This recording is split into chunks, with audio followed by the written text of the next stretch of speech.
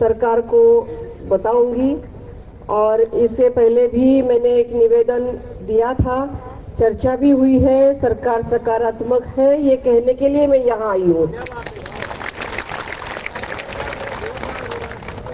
नमस्कार साथियों, स्वागत है आपका EPS 95 मिनिमम पेंशन बढ़ोतरी के एक और वीडियो में। साथियों, जंतर मंतर पर EPS 95 का जो आंदोलन हुआ था, NSE का जो आंदोलन हुआ था, उसके बाद में सरकार की ओर से क्या क्या कार्रवाई हुई है, सरकारी स्तर पर EPS 95 पेंशन बढ़ोतरी को लेकर क्या क्या हलचलें हुई हैं, वो आज के इस वीडियो में कवर करने वाले हैं। वीडियो बहुत ही इंपॉर्टेंट होने वाला है। पूरी जानकारी के लिए आप वीडियो को अंत तक ज़रूर देखिएगा। तो साथियों, सबसे पहले जैसा कि हम सभी को पता है, जंतर मंतर पर 4 और 5 अगस्त को जो आंदोलन हुआ था, उस आंदोलन में बहुत सारे सांसद पहुंचे थे और उन्होंने आंदोलन का समर्थन किया था। EPS 95 मिनिमम पेंशन बढ़ोतरी का उन्होंने समर्थन किया था और उन्होंने कहा था कि आपका ये हक है और ये जायज़ मांग है और इसके लिए जो भी प्रयास हमें करने होंगे वो हम सरकारी स्तर पर ज़रूर करेंगे। इसी को लेते हुए 5 अगस्त को बहुत सारे सांसदों ने वित्त मंत्री निर्मला सीतारमण जी से मुलाकात की, पेंशनरों के मुद्दों को और उनके क्या दुख दर्शा है वो सब कुछ निर्मला सीतारमण जी को बताया और मुद्दे को जल्द से जल्द हल करने का सभी सांसदों ने निर्मला सीतारमण जी से आग्रह किया। इसके बाद में 6 अगस्त को संसद के बाहर सांसदों ने प्रदर्शन किया। चाहिए मिलनी चाहिए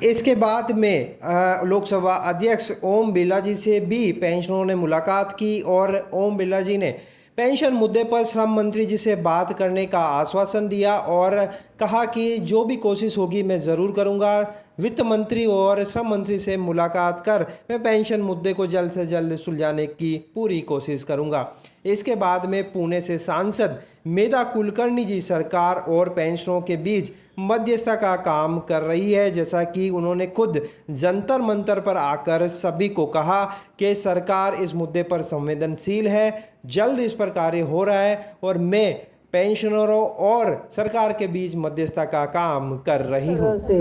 आपकी साइड सरकार को बताऊंगी। और इससे पहले भी मैंने एक निवेदन दिया था, चर्चा भी हुई है, सरकार सकारात्मक है, ये कहने के लिए मैं यहाँ आई हूँ। बार बार आप यहाँ अलग अलग राज्यों में से यहाँ उपस्थित हो और यहाँ आकर आपको तकलीफ हो, ये सरकार नहीं चाहती, ये कहने के लिए आई हूँ। तो आने वाले समय में जीत आपकी है और ये सरकार पूरी तरह से आपके साथ होने के लिए जितने भी प्रयास मुझे करने हैं, सबको साथ लेके हम कहेंगे आपकी जो भी बातें हैं, क्योंकि ये जो आप मांग कर रहे हैं ये आपका हक है और ये आपके खुद के पैसे हैं। ये सब जानकारी मैंने ली है। पुणे में मेरे ऑफिस में मिलने के लिए सभी लोग आए थे, हमारे बुजुर्ग लोग आए थे और मैं बिल्कुल ही सहमत हूँ। इसलिए मैं आपको ये कहने आई हूँ कि सरकार पक्ष में होने के बावजूद भी मैं यहाँ उपस्थित हूँ, क्योंकि सरकार आपके खिलाफ है ही नहीं, बिल्कुल है ही नहीं। बिल्कुल आंदोलन वगैरह करने की जरूरत नहीं है। जो भी प्रोसीजर है हम करने के लिए जितना भी प्रयास कर सकेंगे उतना कर रहे हैं। थोड़ा समय लगेगा लेकिन आपका काम होने के लिए जितने भी प्रयास करने होंगे हम साथ में करेंगे। ये कहते हुए मैं अपनी वाणी को विराम देती हूँ। बहुत सारी मीटिंग है, मैं मीटिंग छोड़ के आई हूँ क्योंकि गाड़गे जी का फोन आया था और बाकी जो भी मार्गदर्शन आपसे मिलेगा मैं आपकी मध्यस्थ हूँ, मीडिएटर हूँ।